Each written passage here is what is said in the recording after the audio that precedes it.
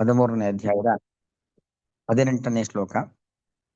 ಇತಿ ಕ್ಷೇತ್ರಂ ತಥಾ ಜ್ಞಾನಂ ಜ್ಞೇಯಂ ಚೋಕ್ತಂ ಸಮಾಸತಃ ಮದ್ಭಕ್ತ ಏತದ್ ವಿಜ್ಞಾಯ ಮದ್ಭಾವಾಯೋಪಪದ್ಯತೆ.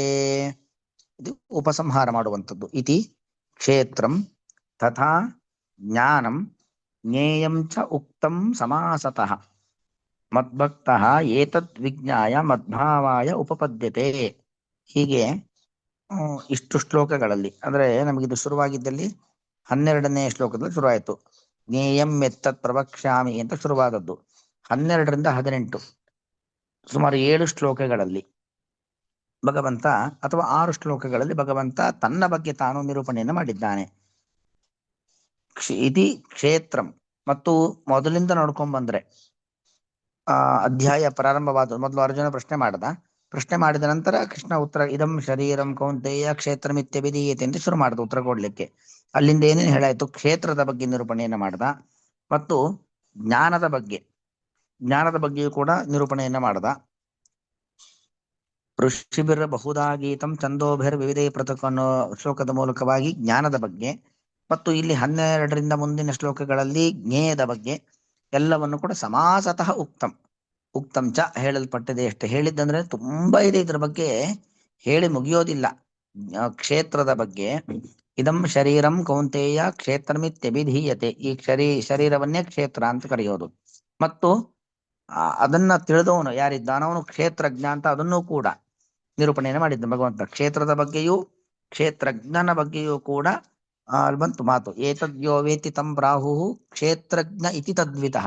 ಕ್ಷೇತ್ರಜ್ಞನ ಬಗ್ಗೆಯೂ ನಿರೂಪಣೆಯನ್ನು ಮಾಡದ, ಅದಾದ್ಮೇಲೆ ಜ್ಞಾನವನ್ನ ನಿರೂಪಣೆ ಮಾಡದ, ಅದಾದ್ಮೇಲೆ ಜ್ಞೇಯವನ್ನ ನಿರೂಪಣೆ ಮಾಡದ. ಆದ್ರೆ ಇದರ ಬಗ್ಗೆ ವೇದ, ಪುರಾಣ, ಉಪನಿಷತ್ತು ಇದನ್ನೆಲ್ಲ ನೋಡಿದ್ರೆ ಸಿಕ್ಕಾಪಟ್ಟೆ ವಿಚಾರಗಳಿದ್ದಾವೆ. ಇಲ್ಲಿ ಕೃಷ್ಣ ಹೇಳಿರುವಂಥದ್ದು ಸಮಾಸತಃ. ಸಮಾಸ ಅಂದ್ರೇನು? ಸಂಕ್ಷೇಪ ಅಂತ ಅರ್ಥ. ಸಂಕ್ಷೇಪಕರಣಂ ಸಮಾಸಃ.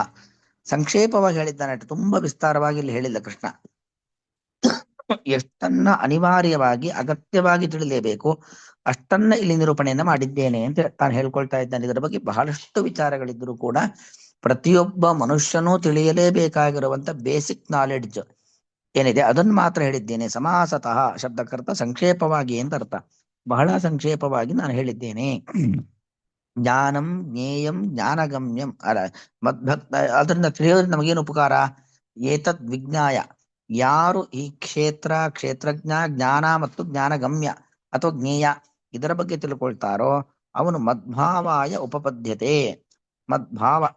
ಮದ್ಭಾವ ಅಂದ್ರೆ ಮೈ ಭಾವ, ಮದ್ಭಾವ. ಭಾವ ಅಂದ್ರೆ ಭವತೀತಿ ಭಾವ, ಇರೋದು. ಎಲ್ಲಿರೋದು? ನಾವೀಗಿದ್ದೀವಲ್ಲ, ಈಗಿದ್ದೀವಿ. ಎಲ್ಲಿದ್ದೀವಿ? ನಮ್ಮದೇ ಆಗಿರತಕ್ಕಂತ ನೂರಾರು ಸಾವಿರಾರು ಜಂಜಾಟದಲ್ಲಿದ್ದೇವೆ, ದುಃಖ ಸಮುದ್ರದಲ್ಲಿ ಇದ್ದೇವೆ. ಆದರೆ ದೇವರ ಬಗ್ಗೆ ತಿಳಿಯೋದ್ರಿಂದಾಗಿ ಬರೀ ಭಾವ ಇರೋದಲ್ಲ. ಹೇಗಿರ್ತೀವಿ? ಮದ್ಭಾವ, ಮೈ ಭಾವ, ನನ್ನಲ್ಲಿ ಇರ್ತಾರೆ, ನನ್ನ ಜೊತೆಯಲ್ಲಿ ಇರ್ತಾರೆ. ಭಗವಂತ ಅಂದ್ರೆ ಯಾವ ರೀತಿಯಾದ ದುಃಖ ದುಮ್ಮಾನ ಇಲ್ಲದವನು. ಅವನ ಜೊತೆಯಲ್ಲಿ ನಮ್ಮನ್ನ ಇಟ್ಟುಕೊಂಡು ನಮಗೂ ಇರತಕ್ಕಂತ ದುಃಖ ದಾರಿದ್ರ್ಯಾದಿಗಳನ್ನ, ರೋಗ ರುಜಿನಾದಿಗಳನ್ನ ನಾಶ ಮಾಡಿ ನಮಗೆ ಆ ಸ್ವರೂಪಾನಂದವನ್ನ, ಸುಖವನ್ನ ಕೊಡ್ತಾನೆ. ಮದ್ಭಾವಾಯ ಉಪಪದ್ಯತೆ. ಉಪಪದ್ಯತೆ ಅಂದ್ರೆ ಆ ಒಂದು ಅರ್ಹತೆ, ಯೋಗ್ಯತೆ ಬರುತ್ತೆ. ಯಾವುದೋ ಒಂದು ಸ್ಥಾನಕ್ಕೆ ಹೋಗ್ಬೇಕು ಅಂದ್ರೆ ಸುಮ್ಮನೆ ಒಂದು ಸ್ಥಾನವನ್ನ ಏರ್ಲಿಕ್ಕೆ ಆಗೋದಿಲ್ಲ, ಅದಕ್ಕೊಂದು ಯೋಗ್ಯತೆ ಬೇಕು.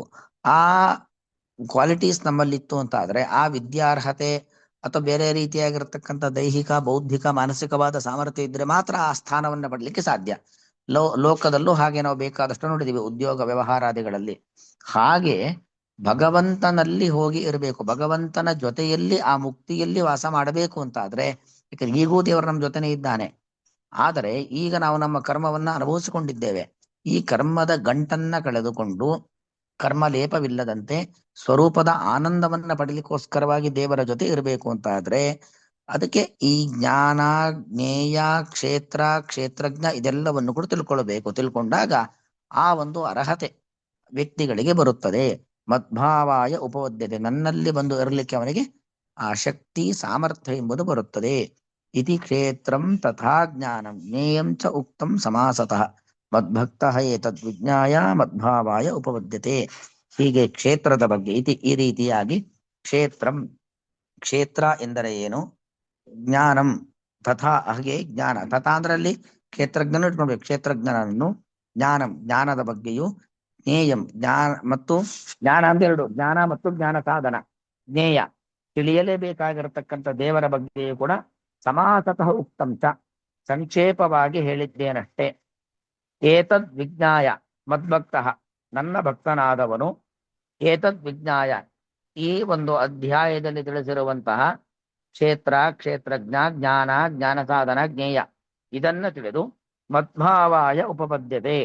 ಮದ್ಭಾವಾಯ ಅಂದ್ರೆ ನನ್ನಲ್ಲಿ ಬಂದು ನೆಲೆ ನಿಲ್ಲಲು, ನನ್ನಲ್ಲಿ ಬಂದು ನೆಲೆ ನಿಲ್ಲಲು ಅರ್ಹನಾಗುತ್ತಾನೆ, ಯೋಗ್ಯನಾಗುತ್ತಾನೆ ಅಂತ ಅಭಿಪ್ರಾಯ. ಇತಿ ಕ್ಷೇತ್ರಂ ತಥಾ ಜ್ಞಾನಂ ಜ್ಞೇಯಂ ಚ ಉಕ್ತಂ ಸಮಾಸತಃ ಮದ್ಭಕ್ತಃ ಏತದ್ವಿಜ್ಞಾಯ ಮದ್ಭಾವಾಯ ಉಪಪದ್ಯತೆ. ಶ್ರೀಕೃಷ್ಣಾರ್ಪಣಮಸ್ತು.